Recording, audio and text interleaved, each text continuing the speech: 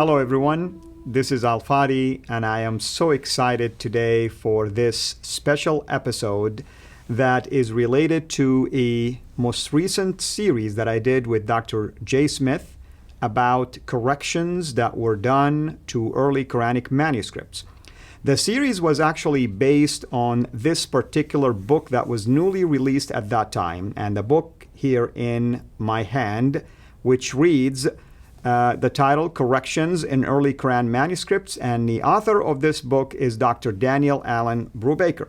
Now, we gave a brief background at that time concerning the author and the nature of the book itself, and then we did 9 videos to unpack the material that is found in there. Well, today, I'm excited to tell you that Dr. Brubaker himself is joining us online via Zoom, and we are so excited to have him with us. And hopefully, in the time that we have, he will also add more to the material that was shared with you.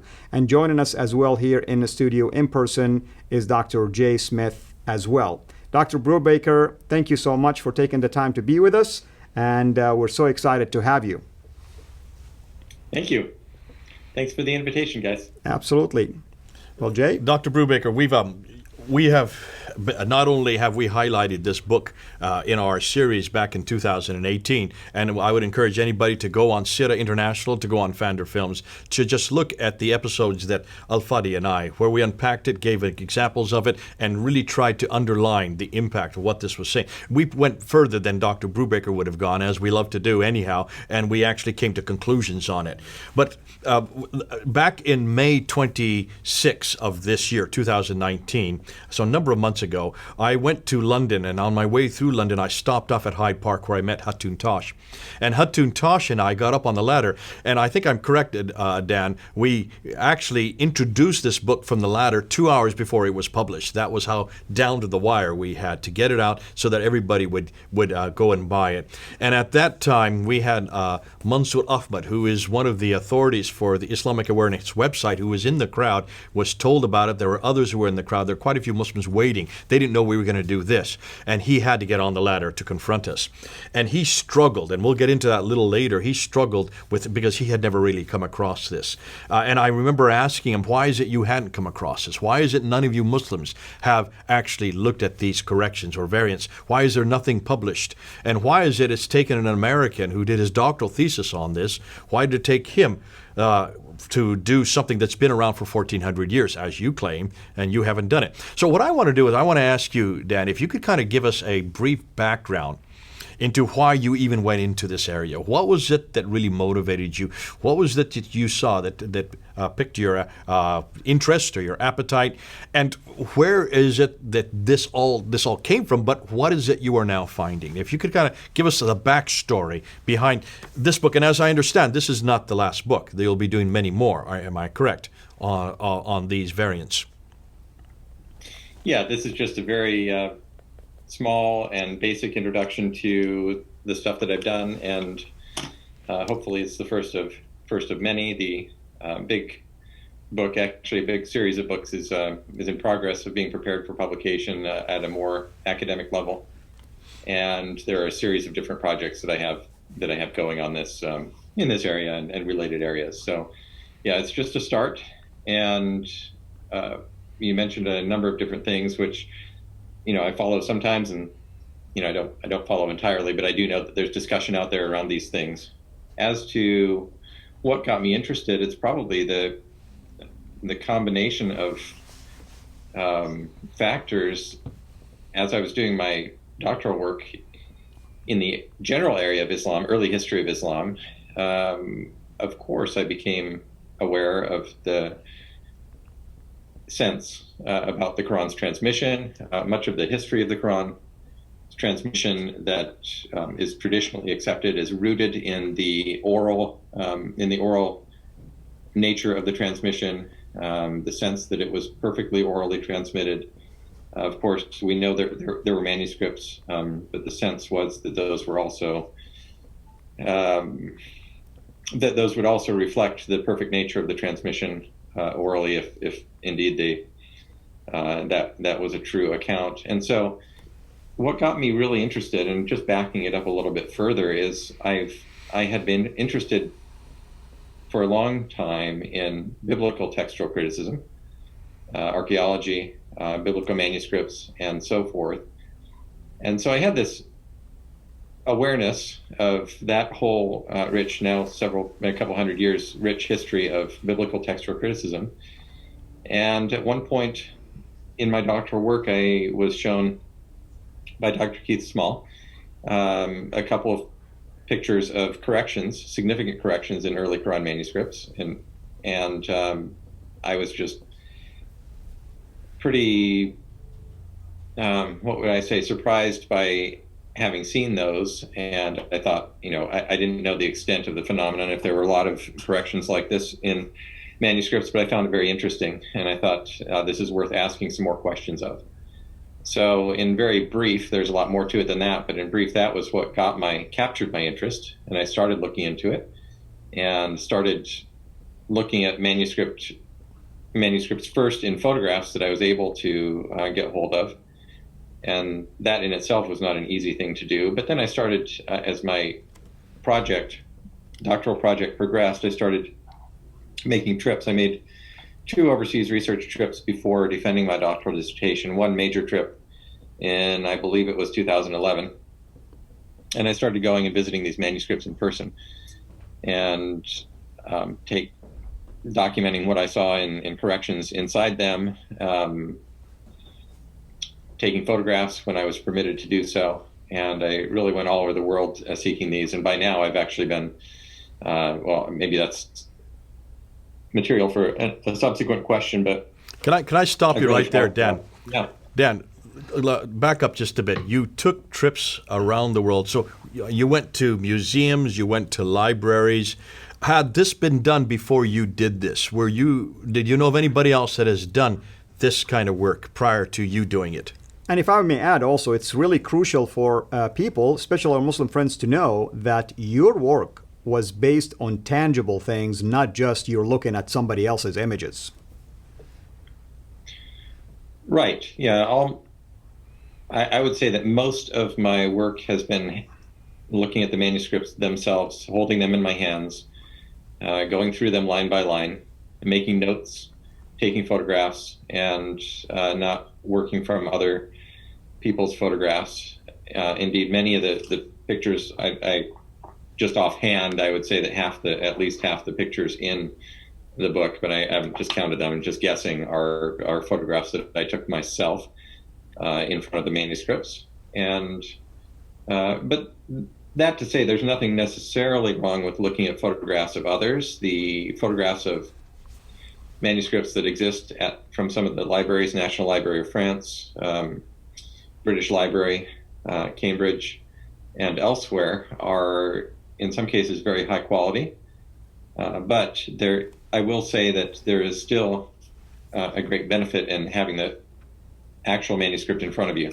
Even a very high quality photograph, it can be hard to tell what's really going on the manuscript page when you're trying to judge whether a correction has taken place, or if perhaps something is shining through from the other side of the page, maybe some ink, a shadow of ink or something like that. So what I've done is, for example, if I have any question about something, when you have the manuscript in front of you, you can lift up the page and shine a light from the other side, and look very closely with a magnifying glass and see if there's erasure scratches on the page or things like that. And that's why it's really, really good to be able to see them in person. Back to my question again. Were there others that had done what you'd done before?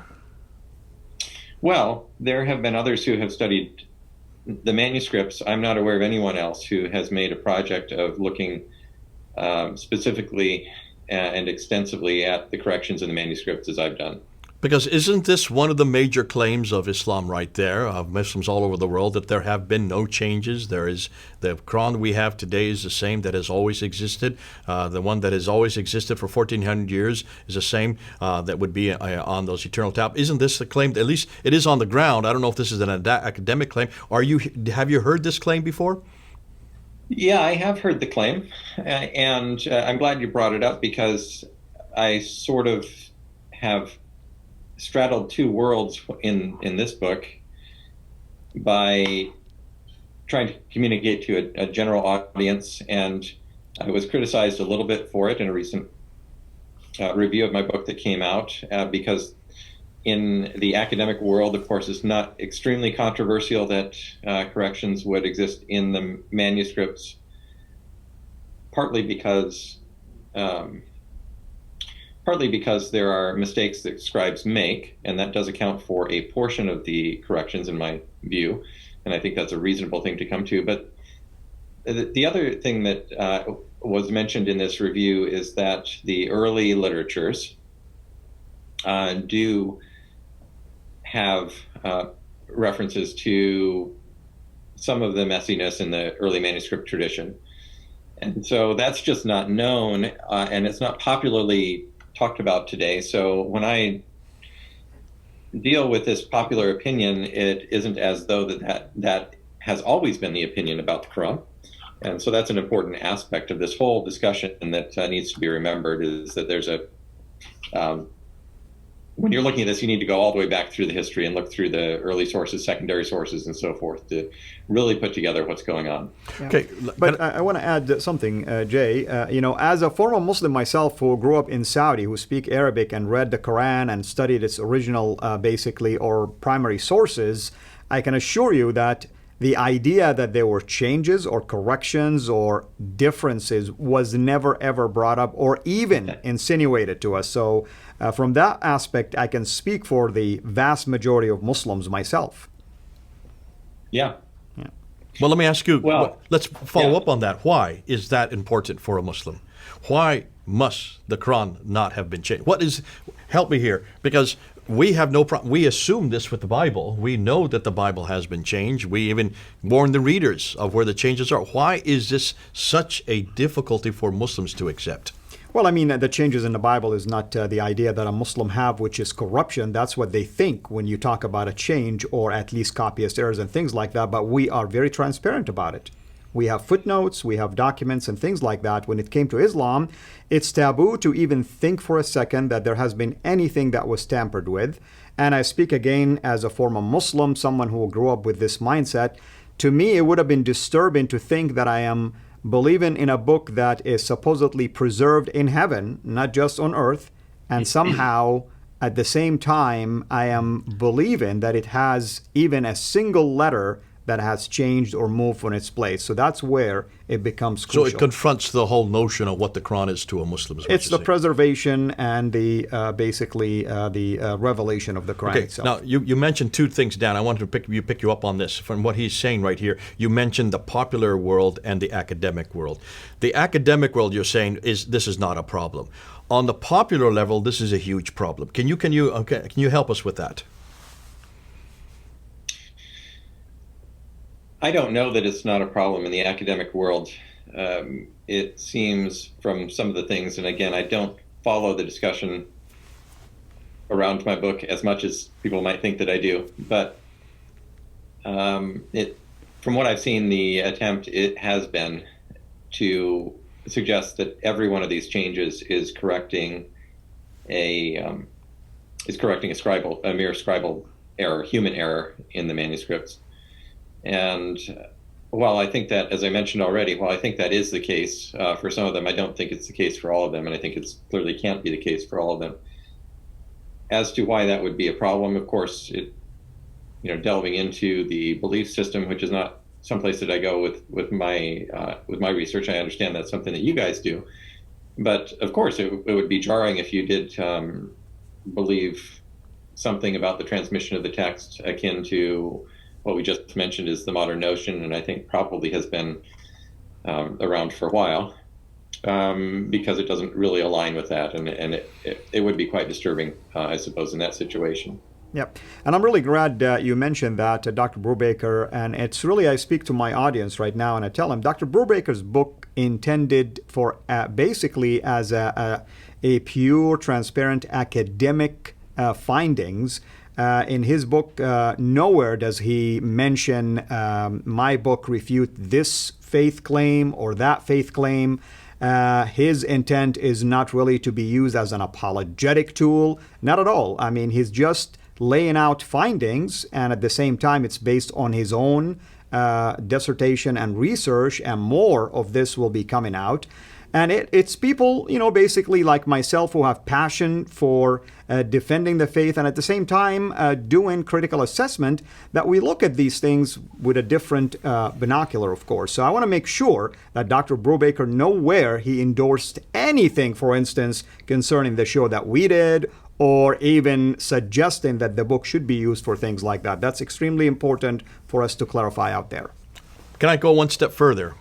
A number of these, in fact, almost all of them, I think I'm correct in this, you do say that once these insertions or these erasers or these coverings, once these have been corrected, once the correction is there, they now support the Huff's manuscript. Remember, you said this right through your book quite a few times. Yeah. What do you mean by that, and why is that important? And can you help us understand why that's significant in this whole discussion? They support the Huff's manuscript. Help us here. Explain what you mean by that. Okay. So I wanted to go back to what Al said a moment ago, and that was that, of course, I'm not setting out to do the sorts of things that you guys do, but I've also defended against criticisms from some fellow scholars about what you guys have done by saying that I think it's entirely appropriate and fair for anybody to take an academic's work and to talk about it, and to talk about the implications of it, and what are the effects on the ideas that underlie it. Obviously, the Quran is a book that affects the way more than 1 billion people in the world live their lives. And I mentioned this in my book a little bit. And so it is important to ask questions of it and to test it and so forth. And I think that's entirely appropriate. So that's all I was saying about that. I don't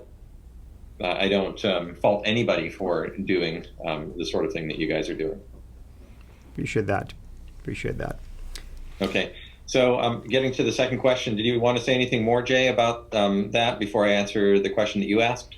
No, and I appreciate you doing that, and I think this is a difficulty. It seems to me that there seems to be a double standard here, and this is fascinating that these academics are saying, don't you dare come to conclusions, and who are they to try to look and try to understand why is it that Muslims are saying one thing, that the Quran has never been changed, and yet when two other scholars come up and say, well, yes, there have been changed, and this therefore confronts this notion that has never been changed. If you were to say the same thing about the Bible, and I would suggest there have been lots of criticisms of the Bible, I don't hear anybody saying that we should not ask these questions of the Bible. And this has been asked for almost since the 1800s about the Bible. And I don't know anybody that would suggest that you should not take that to its logical conclusion and look at the ramifications of historical criticism and a very good redacted source criticism on the Bible. So there seems to be a double standard here. They get upset if we take these conclusions to its logical conclusion looking at the Quran, but they don't get upset when we do the same thing on the Bible.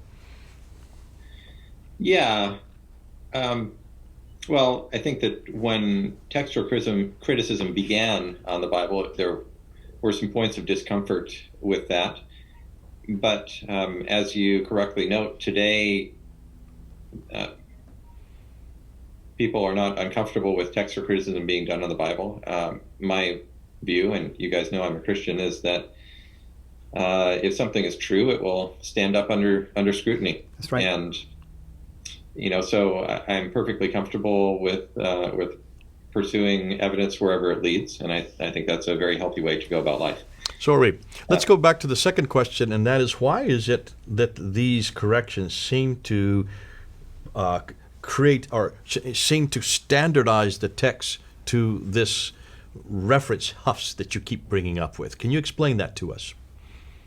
Well, the interesting thing to me is, I didn't go at this looking for any particular answer to that question, but what I have noticed is that most of the corrections wind up with a rasam, that is the skeletal text, that is in conformity at the point of the correction with the Haas text. And by being in conformity with the Haas text, I don't mean that it has the dots and the short vowels as the Haas text has today, but that the skeletal text at the point of the correction aligns with the Haas text. Now, in most cases, I can't see what was written underneath that correction. And so is it possible that what was first written there was also in alignment? Yeah, it is. But then that would be the question would be, why then was something erased and overwritten or otherwise corrected? And so the interesting thing to me is that, well, what does that tell me? Aside from the instances where there was just human error and it was corrected, and dealing with the other situations where I don't think it was human error, it seems to indicate a picture in which there was a certain degree of flexibility. I don't think it was great, but there was a certain degree of flexibility perceived in the mind of the scribe, whether they were copying from an earlier example or they were copying from their oral memory, or whatever the case may be. There was a perception at the time of production of some of these manuscripts that what was first written was, in fact, the correct text. And so what it looks like is that at some point in time after the production of these manuscripts, they were made to conform more closely with, not entirely conform, because there still remain places in these manuscripts that are not quite in conformity with the Haas text, but made to conform more closely with the Haas text. So that looks like a pyramid that's moving closer toward conformity over time. That's a very oversimplified picture, but that's a general answer to what the picture looks like to me at this point. And there will be people who criticize me or challenge me on that, and it's based upon a different interpretation of the evidence. And I'm happy to consider all those things as well, because I'm not stuck on a particular interpretation. I'm just trying to convey what it looks like to me at this moment. Daniel, I would suggest if you see a eraser in a text, if you see a eraser of a few words sometimes, if you see of an insertion of an entire line, if you see in one case, we have one example that you've put up there where there are 8 different coverings on one page, and what remains now conforms with the Huff's text. I would suggest that there is a concerted effort to standardize the text. But here's the problem, and let me. You don't have to answer this question if you don't want to. We know that the Huff's text was only chosen for the city of Cairo in 1924, for the country of Egypt in 1936, and was only made worldwide as a standard for the whole world in 1985. That's only 34 years ago. What does that say, just off the top of your head, if indeed they're standardizing it to this text? This text is not even 100 years old. How could they then even standardize it in manuscripts that are disparate in many different countries, which would not have come under this rubric, would not even have been seen as the official text until 34 years ago? Yeah, I'm glad you asked that question, because I think it's important not to make too much of the modern. Hafs on Asim is a reading tradition that goes much farther back than this past century. What you're talking about is the Cairo edition, which is now in the 1985 edition, has some other very slight improvements made to it as well. And there's a whole history of the printed. Of the print history of the modern Quran, but I would say it's too much to say that the fact that these conform to that version indicates a much more modern process toward conformity. That's not what I'm saying, but rather I had to choose something as a standard or as a point of comparison that was just going to be a uniform, universal point of comparison in my work. And so I chose the modern standard, which is Hafs on Asim, the Cairo printing, the Cairo edition. And it doesn't mean that I think that these corrections are pointing toward some future 1,000 years of future edition, but just that they tend to go toward that skeletal text. The other thing that I'll say about that is we don't have a big enough data set, so we don't have as you know, we have thousands of instances of correction, but as far as proportion of the entire Quranic text that has been corrected, it's not anywhere near the entire text of the Quran that has corrections in it. These corrections are sort of concentrated in different areas and so forth. Yeah. Okay. And it's really interesting, Dr. Brubaker. I mean, any way you look at it, and I definitely, I'm not putting words in your mouth, and I agree with you that one would say, you're not pointing to a change that took place recently to conform it to something that was just canonized. It could have been that they're trying to match the Hafs reading from the beginning. But the interesting thing is the Hafs reading didn't gain also popularity until later, many centuries later. And there are many traditions of Hafs, of course. This is one of at least 5 that we know of. We have 7 in London. And 7 there you go. Hafs readings. But even attributed to him, put it that way, attributed to Hafs. That's right. And I'm thinking, I'm playing the devil's advocate right now. Even if early on the scribes were trying to conform to a specific reading, that tells me that they're discounting the Warsh and any other readings as well. So technically speaking, that in and of itself could be problematic. Again, this is something for me to unpack, of course. Yeah. Many of the things that we consider to be the Hafs reading are represented in the short vowels and in some few cases with maybe the diacritics, but so it's not going to show up in these manuscripts. Can I back up? Can I just back you up on this, Dan, real quickly? The Hafs reading, this man that died in 796, that's his date that he died. So that's late 8th century. The only difference between him and, say, Al-Duri and Al-Huzayni, all these other readings, Warsh included, is really only dottings and vowelization. Am I correct? Primarily, yeah. Al, do you know differently on me than that? Because I, for the most part, that is true, and I don't know if there are exceptions to that. I do know the people who would know that answers to that question. Yeah, I mean, it's primarily the way to pronounce more so than the rasm itself. Yeah. So the rasm is the same between Al-Duri, Zaini, all these Warsh. The rasm would be the same on all these manuscripts up until the late 8th century. Am I correct on that? For the most part, yeah. And so when I say it conforms to Hafs, I've kind of bounced around as far as how do I say that when I'm comparing it to the modern edition, because the modern edition, the rasm, the bare skeletal text, really does align with all the readings for the most part. Okay. So it's kind of, I haven't found out exactly the right way to best represent what it is that I'm talking about here, and every term that I use has some way that you can criticize it. If you say the 1924 edition, then people will criticize for using a modern edition as a standard, and so forth. So okay, let's back up. Why don't we say this then, Dan? Would you say, and of course the manuscripts that you're looking at, the manuscripts where you've done all your work, are really the earliest manuscripts, are they not? So we're talking about 8th, 9th, and 10th century manuscripts. Yeah.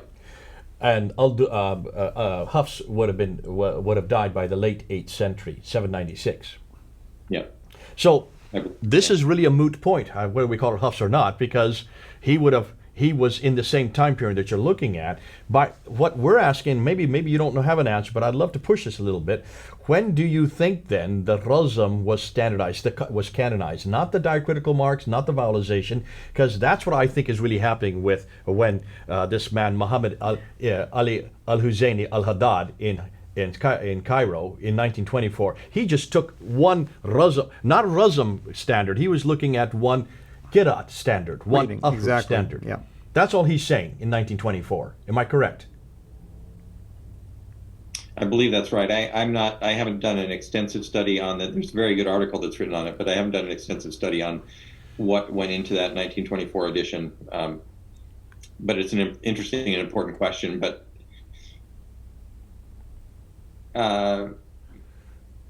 yeah, so going to your question about when everything was all set in place and standardized, I'm not actually prepared to answer that question at the moment. I am organizing the corrections according to the time period, according to the script style now. And I think that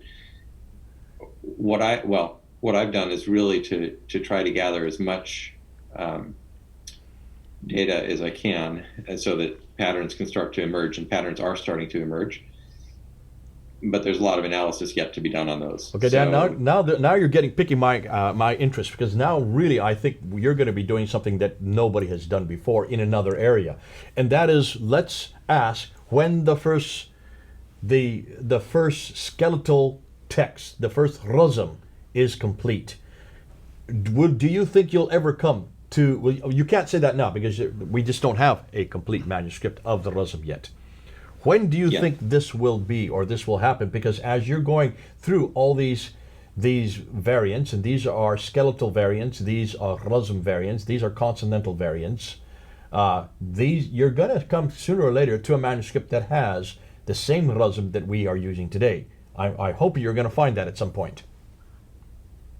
Right. Yeah, that's a good question. That's a natural question. I will say that one of the other editions that I'm preparing at the moment, and that I presented a paper on in November in San Diego, is I found a manuscript that is probably first half of the 8th century that has been corrected in many places. It's actually featured in this book, but it's corrected in many places, but is remains variant, significantly variant in many other places. So I'm preparing an edition of that entire fragment, which is part of a larger manuscript.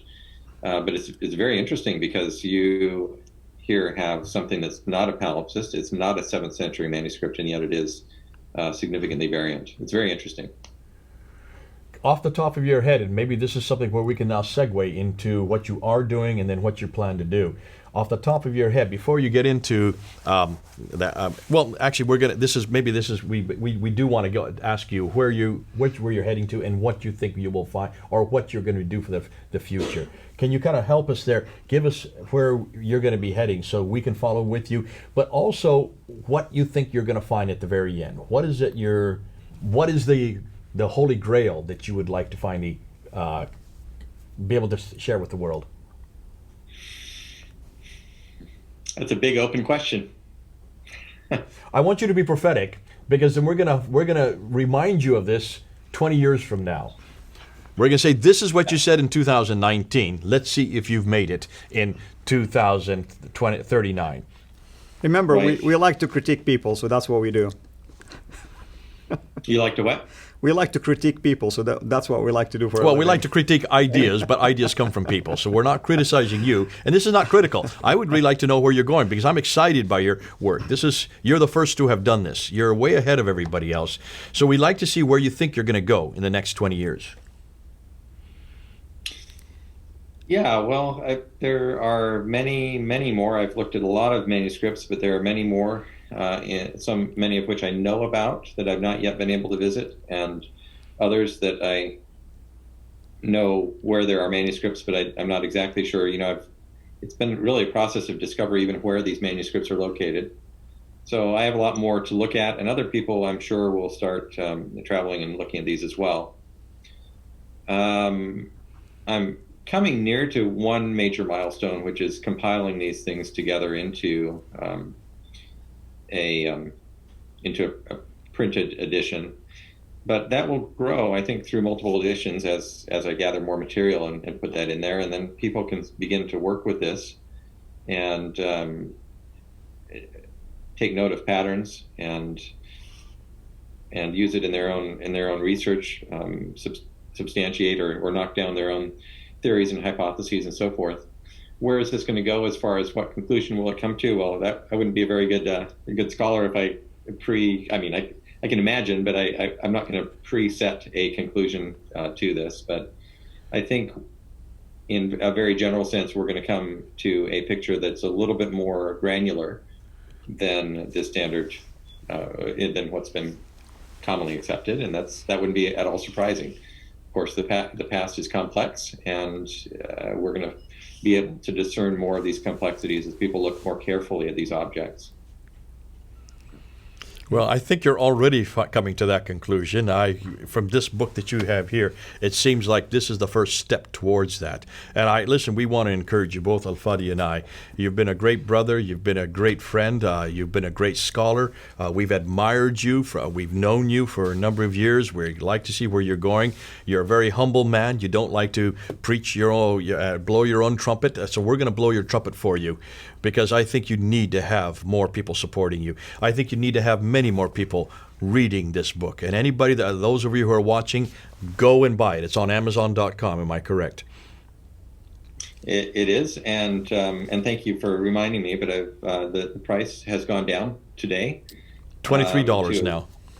No, it's actually at $12.50 through the end of the year. So are you That's serious? Wonderful. Go get it. This is the time to get it. Yeah. It's 1/3 the price till the end of the year. That means they have till December 31st to get it at that price. At the moment, yeah. And so I think that I just wanted to get that out to more people, and especially at this time of the year, it's a nice time if anybody was waiting to get it. I know the price has been steep. I apologize for that. But yeah. You didn't have any control over that, though, did you? Sorry? You don't have control over the price, do you? I do, but there are also costs involved with it. So the color edition, unfortunately, is quite a bit more expensive to produce. So that remains at the other price. Okay. So. That's wonderful. That's wonderful. Listen, this has been fun talking with you. This has been excellent having you on board. We love to just pick your mind. You've got such a bright mind. You're able to do so much more than I can do. Al-Fadi is coming up to your level because he is doing similar type of area. You guys, Al-Fadi and you are unique in the world. I'm just glad we have men like you who are dedicated to unpacking difficult material. This is, you're the first to do it. Keith Small was your precursor to you, got you interested in it. We know Keith Small, we miss him. He has been a great man aboard with us. We want to make sure that we continue to come back and have more interviews with you as you introduce new books. We want to make sure that we also get those books and read them, and that many others read it. It's very readable, this book here. It's made for the layman, isn't it? It's made for people like you and me. It's also made for the scholar because it has both all the reference forms and all the Arabics, but in some ways you don't even have to know Arabic to understand what you have introduced here. That's right. So God bless you, Dan, for what you've done. Amen. May you have many are yours, and may we see many more books coming from your pen. We really hope and pray that the people who have watched the series, and also, maybe we encourage you to buy the book. You heard, the price is going down, and this is a smoking deal, actually, in my estimation, and the book is worth it. That you will find this book to be a very helpful resource to you. If you're a Muslim, we want you to really look at it with an open mind. There is nothing in here that is pointed at you. It's mainly laying out facts. And if you are someone who is working with Muslims, we hope that this is one of those great tools that you can benefit from. And hopefully even our video series would help you unpack the book if you don't have the time, let's say, to read it, even though it's a very simple read. Actually, I read the whole thing one time when I was flying, so that tells you how easy it was just to go through it. Obviously, there's a lot of stuff in there, but you can definitely go through it. So thank you again. Join us next time as we continue our discussion in relationship to early Quranic manuscripts, and I can assure you that the work of Dr. Brubaker will be, a cornerstone to those kind of discussions. Lord bless you, and until we meet again, have a blessed day. Hi, everyone. Want to say a big thank you again to Al and Jay for inviting me to come on here. It's been wonderful to have people so interested in the work that I do as a scholar. It's a wonderful situation to have people care about the subject of your research. And unfortunately, it's not a situation that every scholar gets to enjoy. So I do enjoy it. I do enjoy your interest. Want to let you know that my ongoing work now is partly made possible by financial participation from other people who care about what it is that I do. And if you would like to become part of this work and support me in my ongoing travel, research, and publication, there's now a way for you to do that. You can go to danielbrubaker.com, and there you'll find a link that will allow you to set up a one-time or recurring donation And your gifts, thanks to the partnership of some other folks, are 100% tax deductible. So thank you for considering that. And by the way, DanielBrubaker.com is also now going to become the hub for my blog posts, my sort of outlet of information about what it is that I do, listing of my publications. From time to time, new material will go up there. So if you're interested in this work, you can sign up there to be notified when new material comes up, or you can check back from time to time and see what's new. So thanks so much for that. That's the financial appeal, and I'm so grateful if you would consider that. There's one other sort of category of things I wanted to mention to you now, if you have a moment, and that is that I've noticed over the years as I've done this work that it's really excited. It is exciting work, and it's easy for people to get excited about what it is that I research. And in their zeal, sometimes people will repost the material without thinking to give a direct credit to the one who made it and the one who discovered it. So I do take it as a compliment, and it's an honor. But do want to mention that what I've done has been done with a great deal of effort and time and care, attention to detail and quality control and so forth. And so it is helpful to me as you go about your discussion of my work to remember a couple things. Number one, if you do share my work, please give me credit for it by name. Just basic request. Number two, you should be aware that many of the photographs that I've published, I had to get copyright permission from the copyright owners to do that, and other photographs that I published are my own copyright because they're my photographs. In every case, you should take care to get permission if you are going to republish something from the copyright owners. And then number three, if you do happen to come across material online or elsewhere that you think is mine but that doesn't have credit to me, if you would be so kind as to help me out by leaving a comment at DanielBrubaker.com. It's not because I want to be hard on anybody or anything like that. It's just helpful to me to be able to contact those folks because I don't always really pay that much attention to things, but it's helpful to me to have sort of a heads up so I can contact them and let them know how to appropriately credit me. Or if it's one of my colleagues, I can let them know how to credit my colleague as well. So that's about it. We're about 5 years post doctorate for me. It's an exciting time. I know it took a long time for me to get my first little book out, but there is more coming. So it's going to be an exciting time the next couple of years. And thank you for your interest. I hope it'll be an interesting time for you. And I do look forward to publishing more and getting more into your hands for those of you who are interested. Thank you again to Al and Jay for inviting me on, and wish you all the best, and thanks again. Talk to you soon.